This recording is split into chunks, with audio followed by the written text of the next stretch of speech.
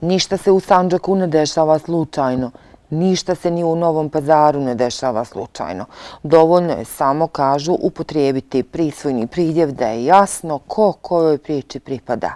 Nažalost, i mediji pod pritiscima duboko zagrizli u stranačka prepucavanja i priče. Logika, ko te plaća, toga voliš. Priča o brutalno pretučenom kotlaru osnovne škole Vuk Karadžić, 53-godišnjem Esadu Kurtagiću na radnom mjestu, dodatno uznemirila građane.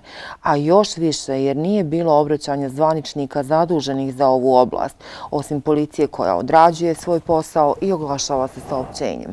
Prave reakcije izostale i još gore, odnos medija prema brutalnom nasilju.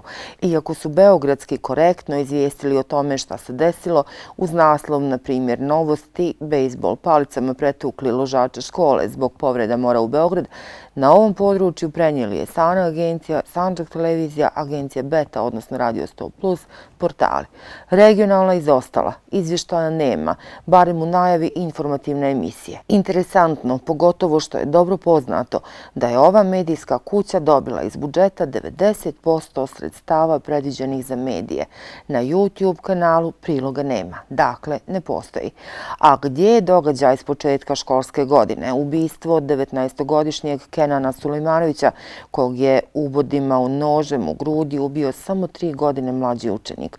U odjeljenje upadaju i mladići s fantomkama, napadaju učenike. Djeca prestravljena odlaze kućama, ludilo o kojem svi šute. Šute zvaničnici, apologici i mediji tih istih zvaničnika. Svi se sad oslanjaju na policiju i pravosuđe, da samo još oni ne zakažu.